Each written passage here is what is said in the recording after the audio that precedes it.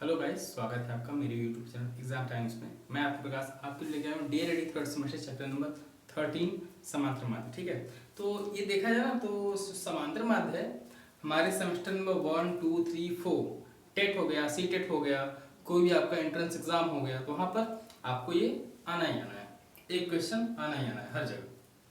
तो अब इसको हर सेमेस्टर के अलग अलग वीडियो बनाने से अच्छा है कि मैं आपके लिए यहाँ पर सभी सेमेस्टर को लेकर के एक वीडियो बनाऊँ जहाँ पे सारी की सारी जानकारी है इसमें। ओके, चलिए हम शुरुआत से शुरू करेंगे। ठीक है, इसका बेसिक करेंगे फिर आगे देखेंगे। तो बेसिक क्या है, पहला है अवर्गीकृत आंकड़ों के माध्य। तो इसके बेसिक शुरू करते हैं। जो माध्य होता है उसकी प्रवृत्ति क्या होती है, उसकी जो प्रवृत्ति होती है वो होती है केंद्रीय प्रवृत्ति। ठीक है, केंद्रीय प्रवृत्ति जिसे हम बोलते हैं सेंट्रल टेंडेंसी। ठीक है, तो ये होता क्या है, ये जो सेंट्रल टेंडेंसी होता है ना, एक ऐसा मान होता है जिसके चारों ओर सभी आंकड़े घूमते रहते हैं।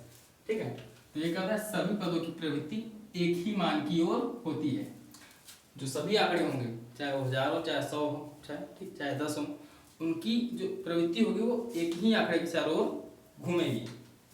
इस प्रवृत्ति की केंद्रीय प्रवृत्ति कहते हैं। सभी आंकड़े इसी मान के चारों ओर भ्रमण करते हैं। ठीक है, अगला क्या है, माध्य, इंपॉर्टेंट है मीन। ठीक है, एक होता है मीन, मीडियन, मॉड। ठीक है, तो मीन जानते हैं, मीन क्या होता है, फिर मीडियन मॉड की बात करेंगे। ठीक है, तो मीन क्या होता है, माध्य सभी आंकड़ों के गुणों का प्रतिनिधित्व करने वाली समग्र की केंद्रीय प्रवृत्ति। ठीक है, इसका मतलब जो आंकड़े हैं, ठीक है, और उनके जो गुण हैं, उनके गुणों का जो प्रतिनिधित्व करता है, प्रतिनिधित्व करने वाले की केंद्रीय प्रवृत्ति को दर्शाने वाली जो संख्या होती है ना, संख्या वो क्या होगी, वो हमारी माध्य होगी। ओके, मतलब कि जो आंकड़े हैं सारे के सारे, ठीक है, उसका जो प्रतिनिधित्व कर रहा है, जो संख्या प्रतिनिधित्व करेगी उन संख्याओं की, उसकी केंद्रीय प्रवृत्ति क्या होगी, माध्य कहलाएगी। ओके, जो माध्य होते हैं वो दो प्रकार के होते हैं। पहला होता है प्रतिरूपक माध्य, प्रतिरूपक माध्य, और दूसरा होता है वर्णात्मक माध्य। जो प्रतिरूपक माध्य होता है ये बहुत कम आता है। ठीक है, ये माध्य जो आंकड़ों के अंतर्गत निहित गुणों के प्रतिनिधि होते हैं। ठीक है, ध्यान दीजिएगा, वे माध्य जो आंकड़े के अंतर्गत निहित गुण, आंकड़े के अंतर्गत निहित गुण के प्रतिनिधि होते हैं। ठीक है, प्रतिनिधि होते हैं, वो माध्य प्रतिरूपक माध्य कहलाते हैं। ठीक है, और इसका जस्ट अपोजिट वर्णात्मक माध्य। ये क्या कहता है कि ये माध्य जो होते हैं वो आंकड़े के अंतर्गत निहित गुणों के प्रतिनिधि नहीं होते, यहाँ पर नहीं होते। ठीक है, ये प्रतिनिधि नहीं होते, इनका एक सैद्धांतिक मान होता है। ठीक है, वर्णात्मक मान क्या है, इसके सैद्धांतिक मान होते हैं, ये प्रतिनिधि नहीं होते। ओके, ये जो हमारे वर्णात्मक माध्य हैं इसमें कुछ प्रकार हैं जिनके बारे में हमें स्टडी करनी है। ठीक है, डीप स्टडी करनी है इनके बारे में। क्या क्या है इसमें, पहला है समांतर माध्य। ठीक है, इसे हम लोग मध्य माध्य भी कहते हैं। समांतर माध्य को इंग्लिश में इसका नाम क्या है, इंग्लिश में इसका नाम है अर्थमेटिक प्रोग्रेशन। ठीक है, arithmetic mean, arithmetic mean. Okay, समांतर माध्य को हम बोलते हैं अर्थमेटिक मीन। माध्यिका, इसके बारे में भी हमें डीप स्टडी करनी है। इसका नाम क्या होता है, मीडियन। ठीक है, मीन, मीडियन, और ये बहुलक, बहुलक को बोलते हैं मॉड। ठीक है, आपने सुना होगा मीन, मीडियन, मॉड। ठीक है, ये तीनों इंपॉर्टेंट होते हैं। ठीक है, लेकिन अर्थमेटिक मीन भी हमारा इंपॉर्टेंट है। इसके बाद ये जो मीन है ना, ये थोड़े कम इंपॉर्टेंट है। ओके, लेकिन इनके बारे में भी देखते हैं। ये भारित माध्य है। ठीक है, भारित माध्य मतलब किसी वजनदार सामान का, ठीक है, किसी वजनदार वस्तुओं का वजन का हिसाब करना, उसके लिए हम भारित माध्य का प्रयोग करते हैं। इसे बोलते हैं इंग्लिश में वेटेड मीन। ठीक है, एक होता है गुणोत्तर माध्य, ऐसी वस्तुएं जो गुणोत्तर संख्या के या गुणोत्तर सीरीज के हिसाब से आगे बढ़ती हैं उनका हिसाब करने के लिए हम गुणोत्तर माध्य का प्रयोग करते हैं। इसको इंग्लिश में बोलते हैं जियोमेट्रिक मीन। ठीक है, एक होता है हरात्मक माध्य, तो ये भी हरात्मक वाला होगा, ठीक है नहीं, जिसे बोलते हैं हार्मोनिक मीन।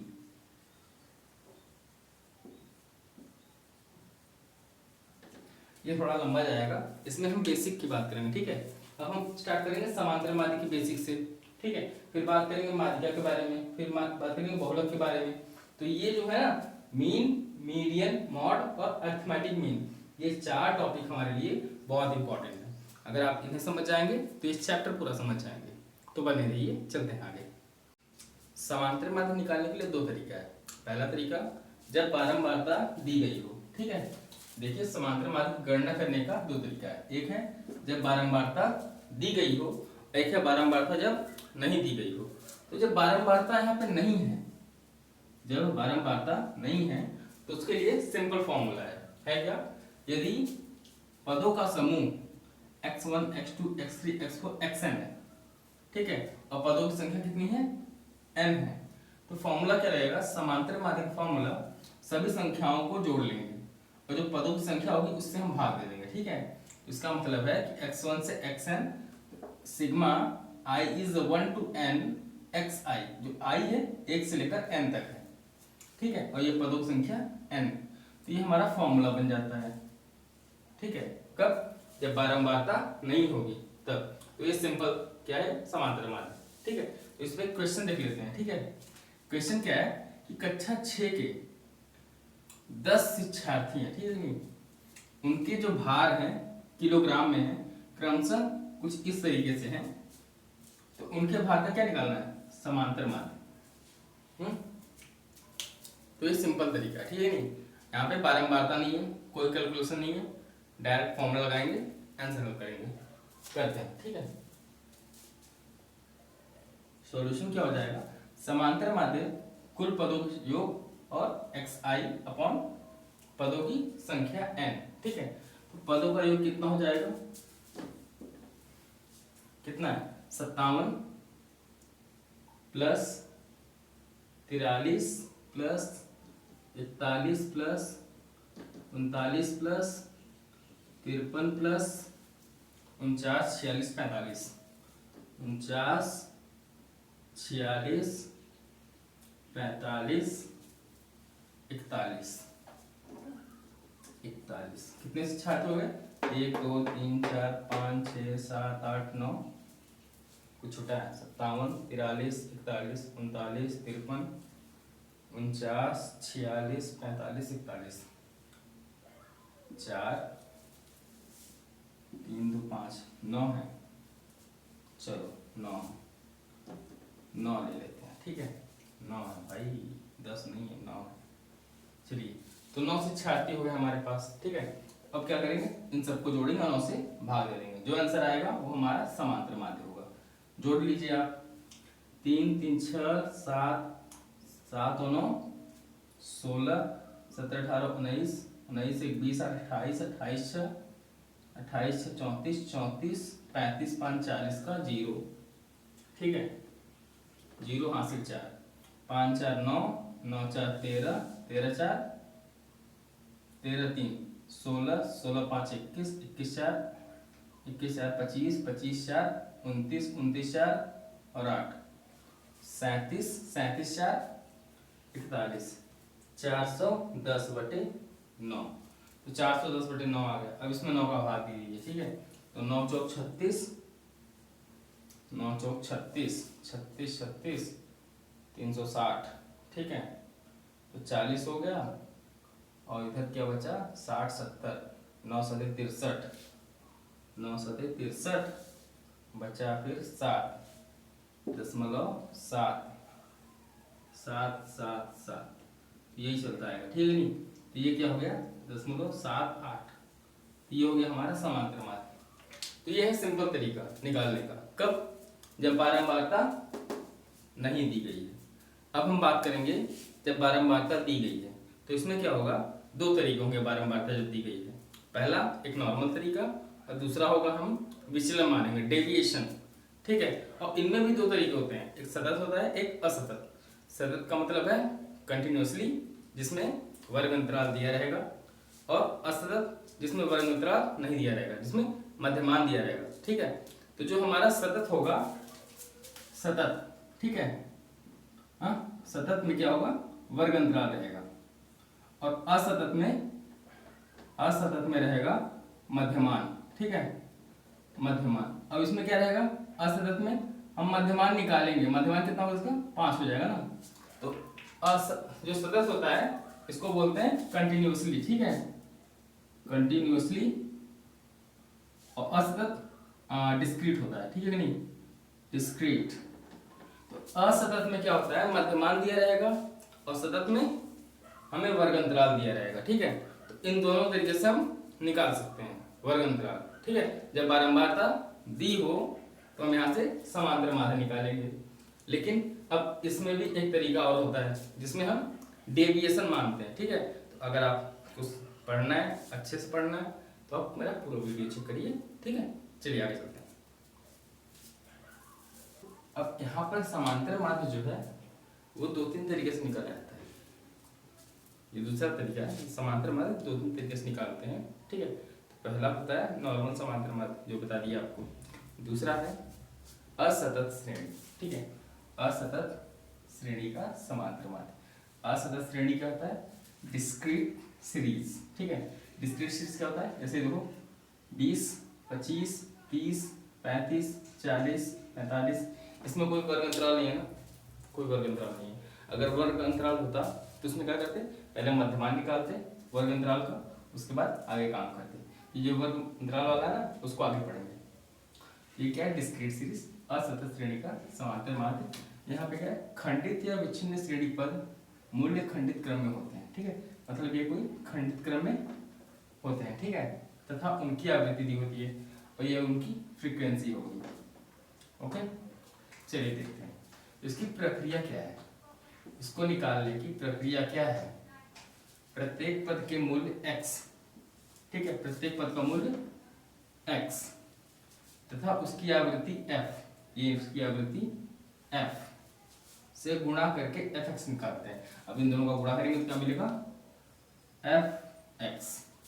ठीक है, निकाले। दूसरा क्या है, गुणनफल के योग को सिग्मा x। अब कहने का मतलब ये है कि ये जो क्वेश्चन है ना, समांतर माध्य निकालें प्राथमिक छात्रों की संख्या, तो ये x है, ये हमारा f है। ठीक है, अब ये जो 20 नंबर है ये 5 छात्रों को मिला है। ठीक है, तो 20 का 5 में गुणा करेंगे, फिर 25 का 10 में गुणा करेंगे, फिर 30 का 5 में गुणा करेंगे, तो जो सीरीज आएगी उसका योग जो होगा, ठीक है, उसका योग क्या होगा, सिग्मा एक्स। ठीक है, उसका योग क्या होगा, सिग्मा एक्स। एफ एक्स का योग कितना, सिग्मा एक्स। ठीक है, तथा आवृत्तियों का योग मतलब एफ का योग कितना होगा, एन होगा। आवृत्ति का योग क्या होगा, एन होगा। इसको एन बोल सकते हो या सिग्मा एफ। ठीक है, सिग्मा एफ। सिग्मा एफ का मतलब क्या होता है, आवृत्तियों का योग। सिग्मा एफ एक्स क्या होगा, सिग्मा एफ एक्स क्या होगा, सिग्मा एफ एक्स कहते हैं इसको हम गुणनफल के योग को सिग्मा एफ एक्स कहेंगे बेटा, एफ एक्स। ठीक है, एफ एक्स तथा आवृत्तियों के योग को एन कहते हैं। ठीक है, तो इसका जो फॉर्मूला बनता है वो होता है एक्स बार, मतलब एक्स बार क्या हो गया, एक्स का समांतर माध्य। ये जो बार हम लगाते हैं ना, बार, ये होता है समांतर माध्य का चिन्ह। ठीक है, ये समांतर माध्य मिल गया sigma of F X upon sigma N ना, या sigma F X upon F, दोनों में से एक कर सकते हैं। ये हमारा फॉर्मूला है। ठीक है, ये कब होता है, जब हमारी प्राप्तांक या जो हमारा x होता है, ठीक है, वर्ग अंतराल में ना हो। अगर ये वर्ग अंतराल में होता तो इसके लिए थोड़ा अलग फॉर्मूला लगता, वो आगे बताएंगे। ठीक है, तो ये हो गया हमारा, क्या हो गया, असतत श्रेणी का समांतर माध्य निकालने की विधि। ठीक है, तो x है, एफ एक्स है, इन दोनों गुणा करो, गुणा करके देखते हैं क्या आएगा। तो 20 गुणे 5 कितना जाएगा, 20 पंचे 100, 25 गुणे 10, 25 गुणे 10 250 आ गया। 30 का 5 में गुणा करेंगे कितना है, 150। 35 का 15 में गुणा करेंगे, 35 का 15 में गुणा करेंगे तो 35 दम 350 और 35 + 175, तो जोड़ देंगे तो आ जाएगा 350 175 350 525 525, ठीक है। आगे 40 × 10 क्या हो गया 400, और ये हो गया 45 × 5 45 × 5 45 पंचे 45 3 90 9 2 18 18 18 45 22 225, ठीक है। चलो इतना हो गया। तो क्या किया हमने, इसको उठाया दोनों गुणा कर दिया। अब ये जो आया है ना, इनका योग करना है और इसका योग करना है, इन दोनों का योग करके भाग दे तो आ जाएगा आंसर, ठीक है। चलो देखते हैं, 15 20 20 और 15 35 35 10 45 5 50, ये कितना आ गया हमारा 50 आ गया। इसको जोड़ लेते हैं, 5 5 10 का 0, हाथ से 1 2 2 4 4 10 4 14 15 का 5, हाथ से 1 4 2 6 6 4 10 6 5 11 11 12 13 14 15 16, तो आ गया 1650। सिग्मा एफ एक्स आ गया 1650, ये एन आ गया 50, ठीक है। अब इन दोनों का भाग दो, ये फॉर्मूला है, हम फॉर्मूला यहाँ पे लिख लिए। चलो इसमें लगा लो, सिग्मा एफ एक्स कितना है, सिग्मा एफ एक्स है भाई हमारे पास, सिग्मा एफ एक्स हमारे पास 1650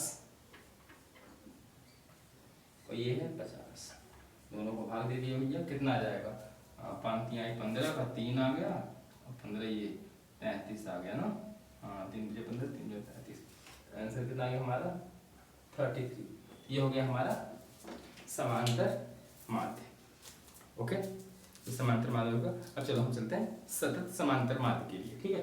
तो उसमें क्या होगा बात, चलिए तो हमारा नेक्स्ट टॉपिक है, नेक्स्ट टॉपिक हमारा समांतर माध्य का सतत समांतर माध्य, या इसे हम बोलते हैं अविच्छिन्न श्रेणी। अविच्छिन्न श्रेणी पहला क्या था, पहला था विच्छिन्न श्रेणी, वो था असतत, ठीक है। और यहाँ पे अविच्छिन्न आ गया ना, बस वही चीज है, वो डिस्क्रीट था, ये क्या है, ये कंटिन्यूअस सीरीज, ठीक है। कंटिन्यूअस सीरीज में क्या होता है, वर्ग अंतराल होते हैं, 0 से 10 10 से 20 20 से 30 30 से 40 40 50, तो इसमें है वर्ग अंतराल, ठीक है। तो उसमें क्या था, वर्ग अंतराल नहीं था, उसमें बस एक मान दे दिया गया था श्रेणी का, ठीक है, वहां पे वर्ग अंतराल नहीं था, तो उसका हम डायरेक्ट गुणा करते थे ना। इसमें क्या होगा, पहले मध्यमान निकालेंगे, मध्यमान का गुणा इससे करेंगे, ठीक है। चलिए देखते हैं, है क्या, सतत या अविच्छिन्न या खंडित श्रेणी, खंडित मतलब बटा हुआ है श्रेणी, ठीक है, वर्ग अंतराल में है, के पद मूल्य वर्गांतरों, ठीक है, के रूप में दिए रहते हैं, भाई दिए हैं, ठीक है।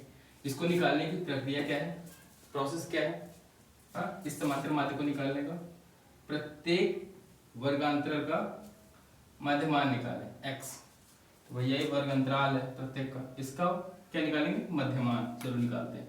इसका मध्यमान क्या होगा, इसका मध्यमान क्या होगा, 0 10 का मध्यमान क्या होगा 5, ठीक है, 5 आ जाएगा।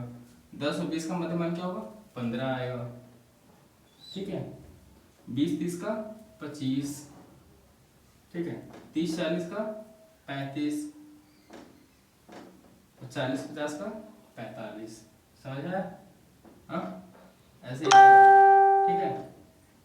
35 45 आ गया। अब क्या बोला, ये जो मध्यमान है वो क्या है x है, और विद्यार्थी की संख्या क्या है f है, ठीक है। हाँ, प्रत्येक मध्यमान x का उसकी आवृत्ति, आवृत्ति क्या है f मतलब फ्रीक्वेंसी, ठीक है, से गुणा करके f ऑफ x ज्ञात करते हैं, ओके।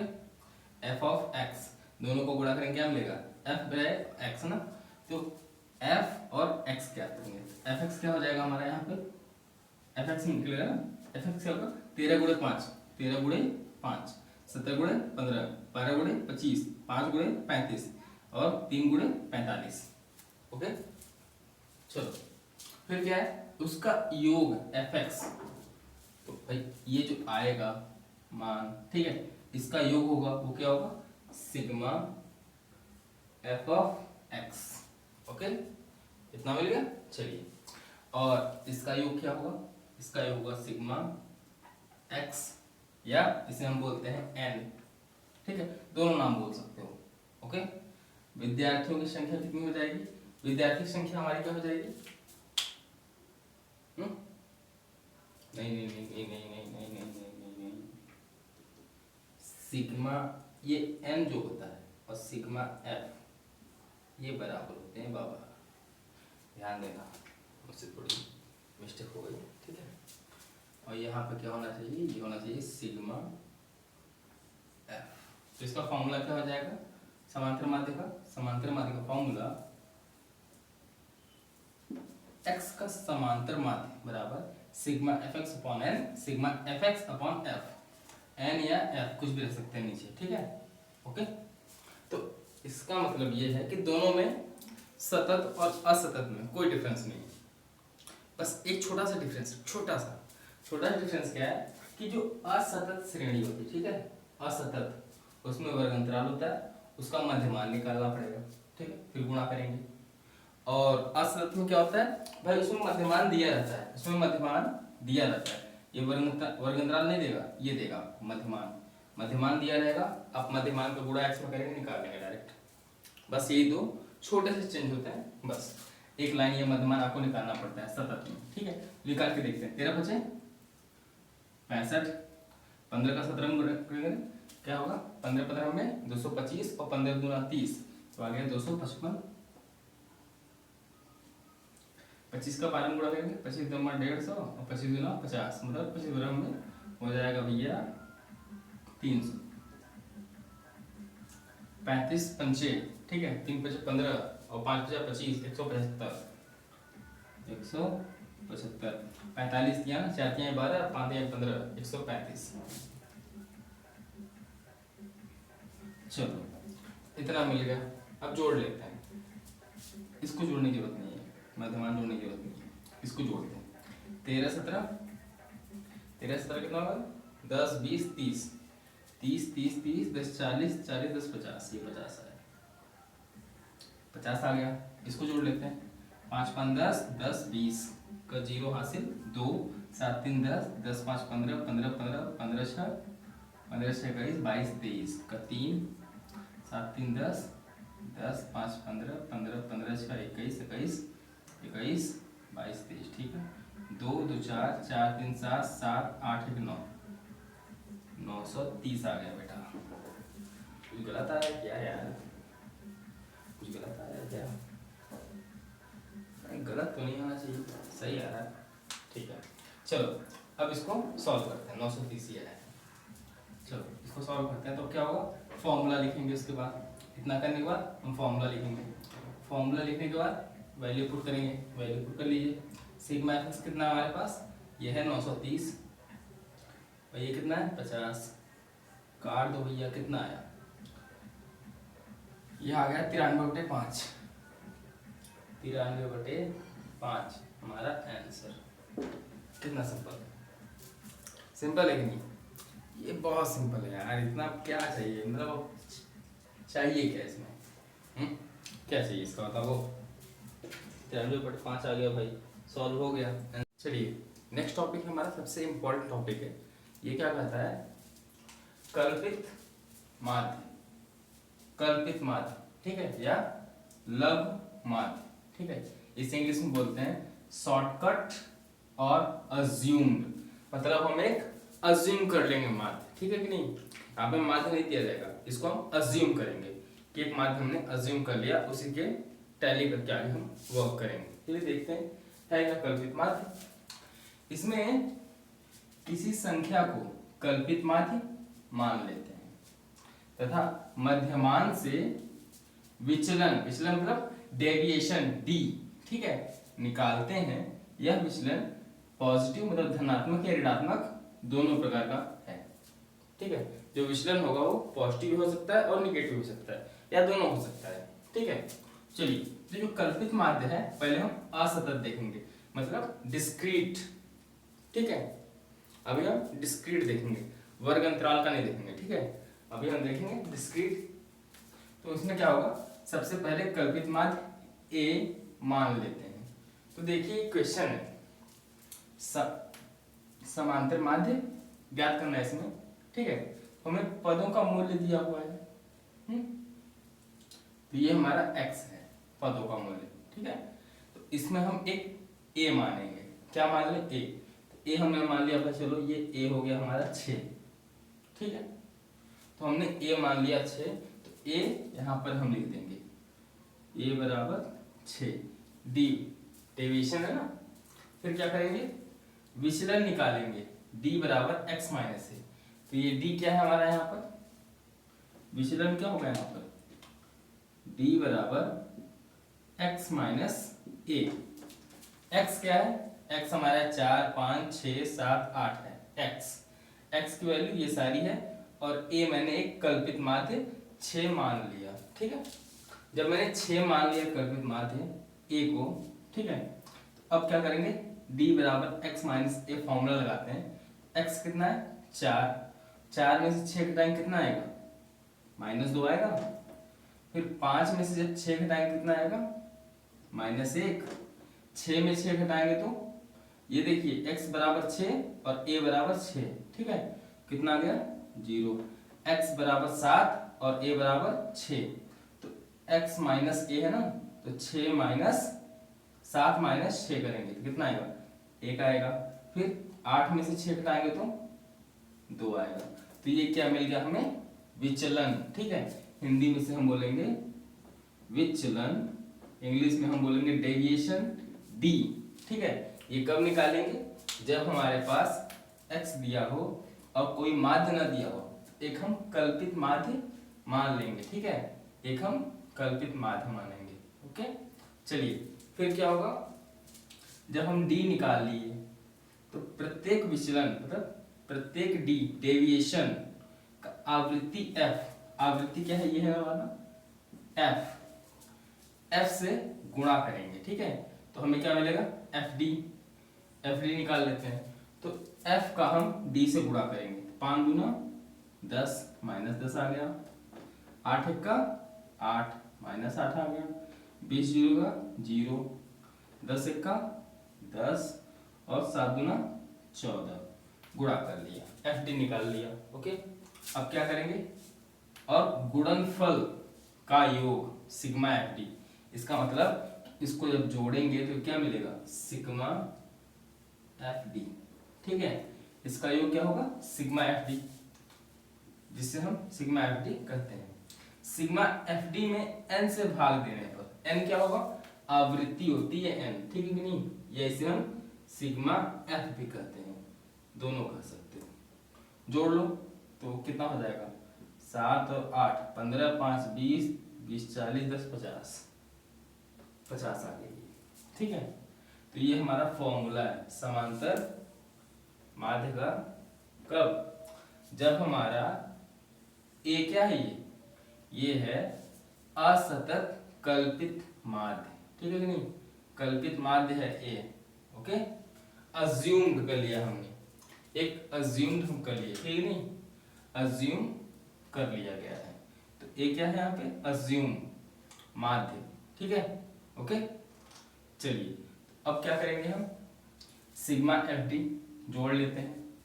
तो एक बात देखिए, 10 से 10 कट गया, -8 रहा 14, इसको जोड़ेंगे कितना आएगा, तो 8 6 14, सिग्मा fd कितना आ गया, 6 आ गया, सिंपल सी बात। तो ऐसा कब हम करते हैं, ऐसा हम उस समय करते हैं जब संख्या बहुत बड़ी हो, ठीक है, सीरीज बहुत बड़ी दे दी गई हो, तो वहां पर एक हम कल्पित माध्य मान लेंगे। कल्पित माध्य मानने के बाद उसका x और a में हम लगाएंगे d बराबर x minus a formula, x में a को हम माइनस करते जाएंगे, तो हमें ये क्या मिलेगा, डेविएशन मिल जाएगा। जब डेविएशन मिल जाएगा तो आवृत्ति f का d में हम गुणा करेंगे, fd मिल जाएगा, fd का हम योग निकालेंगे, योग मिल गया, ठीक है। हमें n पता है, fd पता है, ये फॉर्मूला पता है, ठीक है। अब इसको इसी में रख देते हैं, ओके। चलिए अब इसी को हम इसमें रखेंगे फॉर्मूला में, तो क्या मिलेगा हमें, a कितना है हमारा, अज्यूम 6 है ना, 6 प्लस fd कितना है, 6/50, कुछ इतना है। अब इसको सॉल्व करके देखिए कितना आंसर आ रहा है इसका, इसका आंसर आएगा, बताइए। इसको अगर हम सॉल्व करने का प्रयास करें तो 3/25, ठीक है। तो इसका मतलब है 25 से का 25, 5 बचा, तो 25 गुना 50, 0.12, ठीक है। काटेंगे आप, 0.12 आएगा, ठीक है। तो 6 और ये जोड़ दीजिए, 6.12। अगर आप भाग दीजिए 25 का 25, 5 बचेगा, दशमलव लेंगे तो 5 जीरो हो जाएगा, तो 25 गुना 50 तो आ जाएगा ना, 1 2 आ जाएगा। ये हमारा आंसर हो गया। ओके, चलिए, तो अब ये था हमारा कल्पित माध्य। ये क्या था? असतत के लिए था, असतत मतलब डिस्क्रीट था ये। लेकिन अब हम देखेंगे सतत के लिए, कंटिन्यूअस के लिए देखेंगे, जहां पर हमें वर्ग अंतराल देखने को मिलेगा। तो वहां पर हम कल्पित माध्य कैसे लेंगे वो देखते हैं। कल्पित माध्य है ना, लघु या कल्पित माध्य, शॉर्टकट या अज्यूम्ड मेथड। तो इसमें हमने अभी देखा था असतत, ठीक है। अब हम देखेंगे सतत। असतत में क्या था? इसमें वर्ग अंतराल नहीं था, ठीक है, हमने डायरेक्ट अज्यूम कर लिया। इसमें क्या है? वर्ग अंतराल है सतत में। सतत का मतलब क्या होता है? कंटिन्यूअसली ना, कंटिन्यूअसली, ये कंटिन्यूअसली होता है, ठीक है नहीं? हाँ, जब कंटिन्यूअसली होगा तो इसमें एक वर्ग अंतराल होगा, अविच्छिन्न माध्य होगा, ठीक है। तो यहाँ पे एक वर्ग अंतराल है। अब इसका मध्यमान पहले निकालेंगे। इसका तरीका क्या होता है करने का, उसको देखते हैं। तो हम क्या करेंगे, जो प्रत्येक वर्ग अंतराल होगा, ठीक है, प्रत्येक वर्ग अंतराल के मध्य बिंदु, मिड वैल्यू, ठीक है, निकाल लेते हैं। और वर्ग अंतराल के मध्यमान x कहलाता है, ठीक है नहीं? जो मध्यमान होगा वो x कहलाएगा। तो ये मध्यमान क्या होगा? x क्या होगा? ये जो वर्ग अंतराल है इसका मिड वैल्यू निकालेंगे। मिड वैल्यू क्या होगा? 0 से 10 के बीच का 5, 10 से 20 के बीच का मिड वैल्यू 15, 20 से 30 के बीच का 25, 30 से 40 के बीच का 35 और 40 से 50 के बीच का 45, ठीक है। तो ये जो मिड वैल्यू है ये क्या कहलाएगा? x, ठीक है। हमने क्या किया था, जो असतत था उसमें x दिया हुआ था, ठीक है, इसमें x दिया हुआ था, तो हमने क्या किया, एक मिड वैल्यू मान लिया, ठीक है। क्या माना था वहां पे हमने? विचलन, ठीक है। तो विचलन एक मान लिए थे। चलो अब क्या होगा, यहाँ पे कल्पित माध्य मान लेंगे, ठीक है। तो किसी बिंदु को हम एक कल्पित माध्य a मान लेंगे। अब चाहो तो आप 15 को a मान लो, या 25 को मान लो, या 35 को मान लो, या 45 को, किसी को भी a मान लो, ठीक है। तो हम 25 को मानते हैं, 25 को हम a मान लेते हैं, ठीक है। a हमारा 25 हो गया, तो हम यहाँ पे लिख देते हैं a बराबर 25। ये क्या हमारा विचलन d, ठीक है, विचलन है ये हमारा, ठीक है कि नहीं? ये हमारा विचलन है। तो यहाँ पे a बराबर क्या है? 25 है, ठीक है। अब विचलन d बराबर x माइनस a, ये फॉर्मूला होता है, ये पता होना चाहिए, ठीक है। विचलन d बराबर x माइनस a निकालेंगे, मतलब x जो मध्यमान है उसमें से क्या घटाएंगे? जो कल्पित माध्य है। a क्या है? a हमारा कल्पित माध्य, हमने कल्पना की है, ठीक है। भाई ये ही हमारा माध्य है, ठीक है। ये हम क्या करेंगे, मजदूरों की संख्या हमें दी हुई है यहाँ पर क्वेश्चन पहले से, ठीक है। तो ये मध्यमान में हम कल्पित माध्य को घटाएंगे। अब क्या करेंगे, x माइनस a, x कितना है? 5 है, a कितना है? 25 है। तो 5 में 25 घटाएंगे कितना आएगा? माइनस 20। 15 में 25 घटाएंगे तो माइनस 10। 25 में 25 घटाएंगे तो 0। 35 में 25 घटाएंगे 10 और 45 में 25 घटाएंगे तो 20। ये हम ऐसा लेते क्यों है? हमने कल्पित माध्य लिया ही क्यों?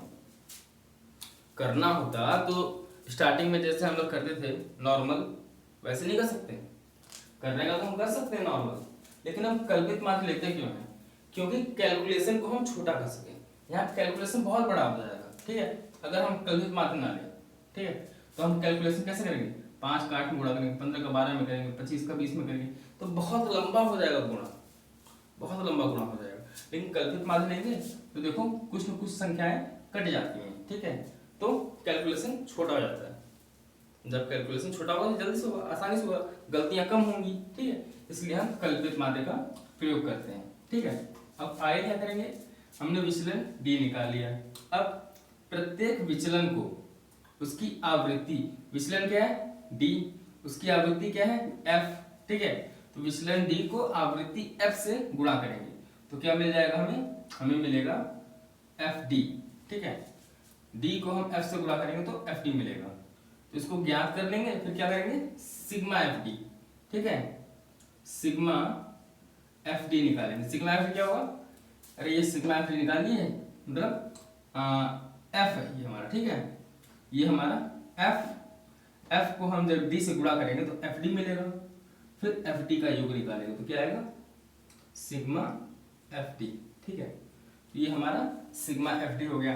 n क्या हो गया, मध्यमान का योग, n निकाल लेंगे या सिग्मा f निकाल लेंगे, ठीक है।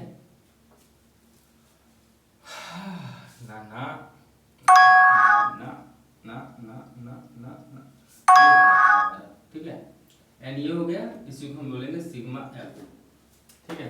n और सिग्मा f दोनों एक ही होता है, ये आपको पता होना चाहिए, ठीक है। ये हो गया n और ये हमारा सिग्मा f, ये तो मध्यमान है, मध्यमान तो हमारा वर्ग अंतराल हो गया ना, तो वर्ग अंतराल बेटा हम नहीं मानेंगे, ठीक है। नहीं, चलो इतना हो गया। अब क्या करेंगे, अब हम निकालेंगे fd, निकाल लो fd। 8 दूना 16 माइनस 160, 12 दहमा 120 माइनस 120, 20 का 0 गुणा करेंगे 0, 16 का 10 में करेंगे 160, 4 का 20 में करेंगे तो क्या आएगा 80।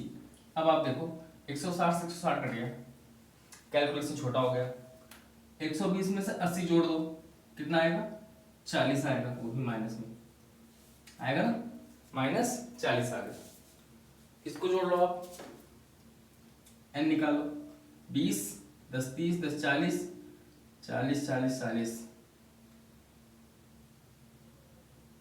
20 10 30 10 40 50 60, आ गया ये हमारा 60 है, ये आ गया 40 तो आ गया।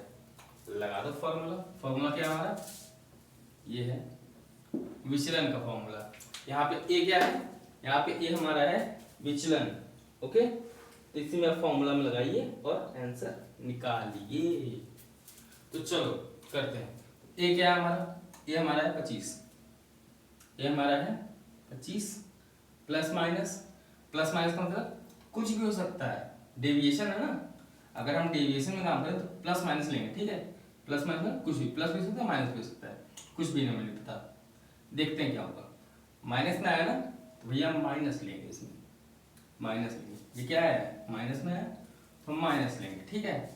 FT कितना है, FT हमारा है 40, n कितना है 60, 1 0 से 0 कट गया, 4 में भाग दे लो भाई, कितना आ रहा है देखते हैं, 25 माइनस 6 6 36, ठीक है।